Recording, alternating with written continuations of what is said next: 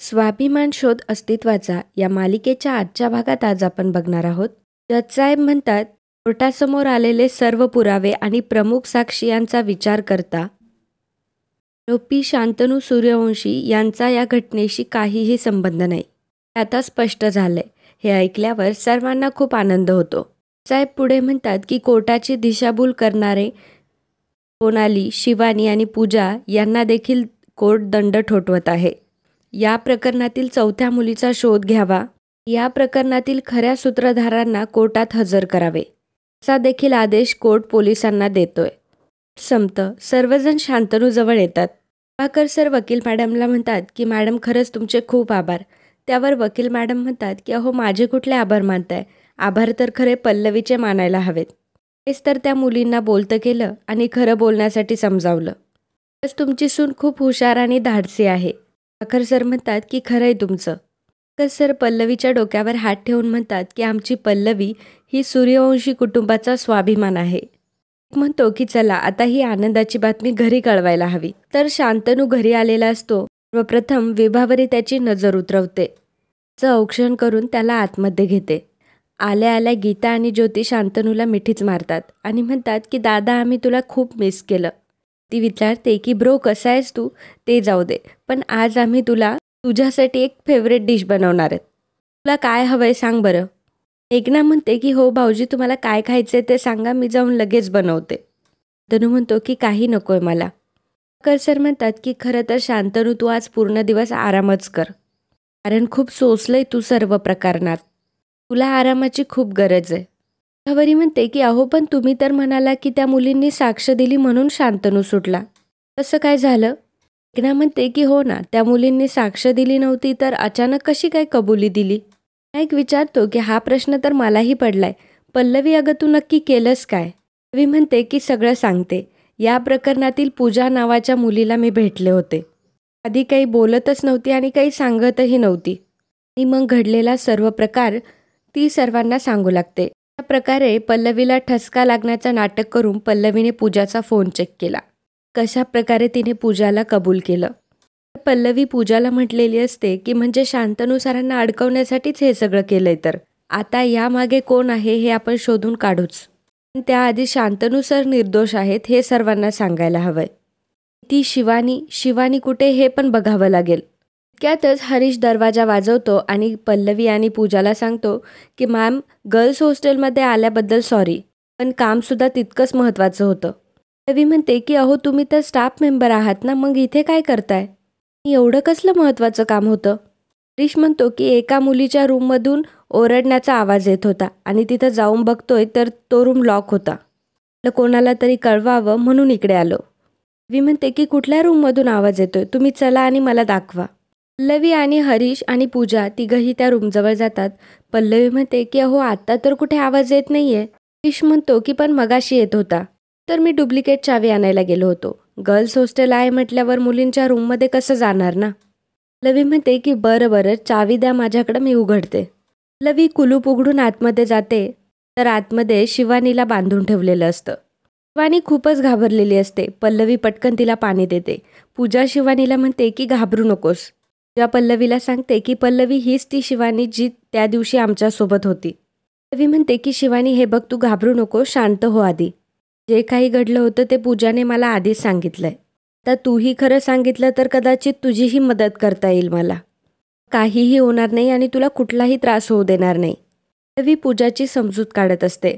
तर पल्लवी सर्वांना सांगत असते की सोनाली बरोबरच्याच ह्या दोन मुली पूजा आणि शिवानी त्या दोघीही खरं बोलायला तयार होत्या. मग त्यांना कोर्टासमोर हजर केलं. त्यांनीही त्यांचा शब्द पाळला.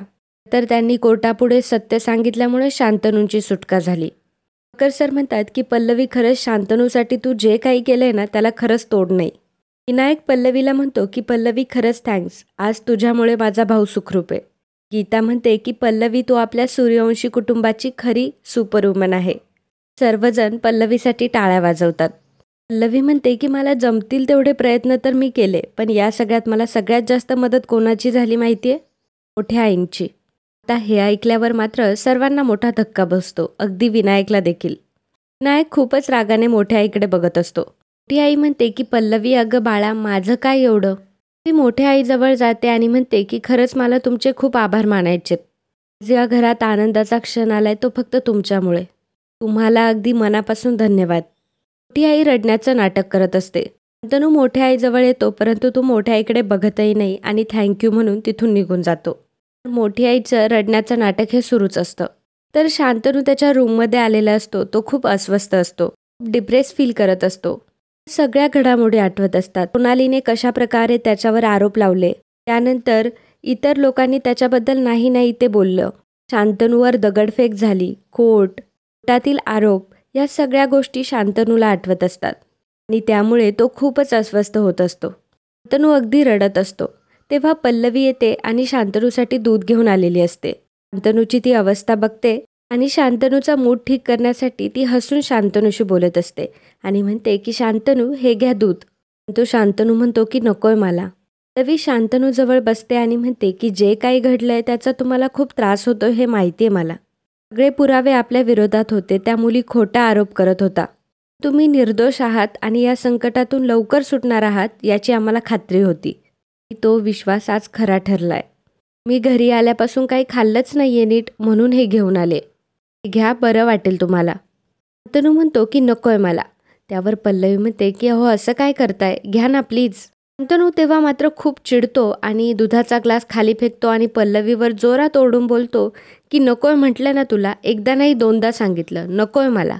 का माझ्या मागे मागे करते, लिव्ह मी अलोन. पल्लवी शांतनूशी बोलायला जाते. शांतनू पुन्हा चिडतो आणि म्हणतो की तुला सांगितलं ना मला एकटं राहू दे म्हणून. त्याचं ते चिडणं बघून पल्लवी खूप घाबरते आणि शांतनूचा आवाज ऐकून घरातले सर्वजण तिथे येतात. सर्वजण जेव्हा रूममध्ये येतात तेव्हा पल्लवी रडत असते आणि दुधाचा ग्लास देखील खाली पडलेला असतो. ती आई दाराच्या मागून हे सर्व बघत असते. प्रभाकर सर म्हणतात की शांतनू, अरे पल्लवीवर चिडून काय उपयोग आहे.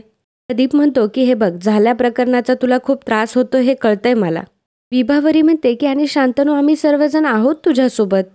त्यावर शांतनू म्हणतो की नकोय मला कोणीच, तुम्ही सर्वजण इथून जा. पल्लवी म्हणते की हो शांतनू, तुम्ही हे काय करताय. शांतनूच्या वागण्याचं सर्वांना खूपच टेन्शन आलेलं असतं. पल्लवी म्हणते की बाबा, विभा काकू, तुम्ही प्लीज जा. विभावरी म्हणते की पण पल्लवी तू.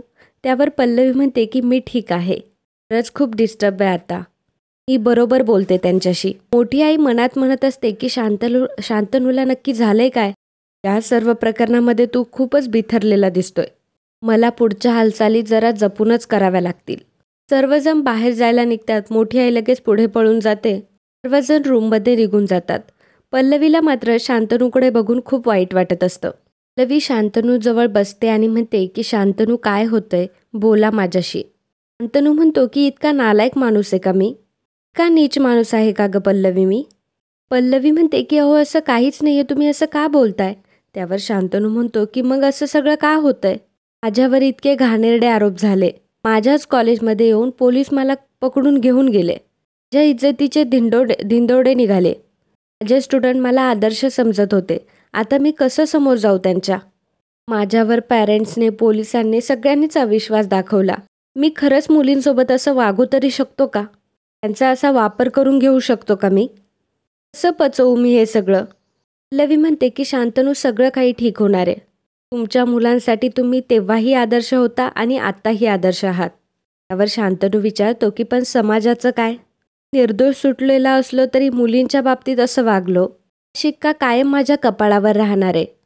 पल्लवी, आता या जखमा कधीच भरून निघू शकत नाही. शांतनू खूपच घाबरलेला असतो. तो रडत असतो. पल्लवी त्याची समजूत काढण्याचा प्रयत्न करत असते की शांतनू अहो असं काहीच नाहीये आणि समाजाचा विचार का करताय तुम्ही. आम्ही सर्वजण तुमच्यासोबत आहोत. तुमच्यावर पूर्ण विश्वास आहे आणि कोर्टाने देखील तुम्हाला निर्दोष सिद्ध केलंय. मग आणखी काय हवंय तुम्हाला. शांतनू, माझं ऐका की आता बाकी सगळं विसरून जा. त्यावर शांतनू म्हणतो की नाही विसरू शकत मी. हे सगळं विसरण्यासारखंच नाहीये. आता घराबाहेर पाऊल टाकण्याची सुद्धा मला हिंमत होणार नाही. जर बाहेर पडलं तर लोक माझ्याबद्दल वाईट साईड बोलतील. सर्वजण माझ्याकडं अपराधी नजरेने बघतील. कसं फेस करू हे सर्व. पल्लवी म्हणते की पण हे सर्व तुम्हाला फेस करावं लागणार आहे शांतनू. मला घराबाहेर पडावं लागणार आहे. शांतनू, तुम्हाला कोण काय बोलायचे ते बोलू देत. त्यांना ठणकावून सांगा की कोर्टाने तुम्हाला निर्दोष सिद्ध केलंय. असं घरात बसून कसं चालेल शांतनू. तुम्ही जर घराबाहेर पडलात तरच तुमच्या जखमा भरून निघणार आहे. शांतनू म्हणतो की नाही पल्लवी, काहीही जरी केलं तरी ह्या जखमा नेहमी माझ्यासोबत असणार आहे. शांतनू रडत असतो आणि त्याच्या डोक्यामध्ये फक्त नकारात्मक विचार असतात आणि आता पल्लवीला काय करावं हे सुचत नाही. शांतनूला कशा प्रकारे समजवावं हा तिच्यापुढे खूप मोठा प्रश्न असतो. आणि मित्रांनो, आजचा हा भाग इथेच संपतो. पुढील भागात आपल्याला पाहायला मिळणार आहे, मोठी आई मोठ्या काकांना म्हणते की शांतनूला सोडवण्यात मी मदत केली आहे हे पल्लवीने सर्वांना सांगितलंय. पल्लवीला एकदा गुंडाळलं ना तर सगळी मालमत्ता पुन्हा आपल्या ताब्यात येणार.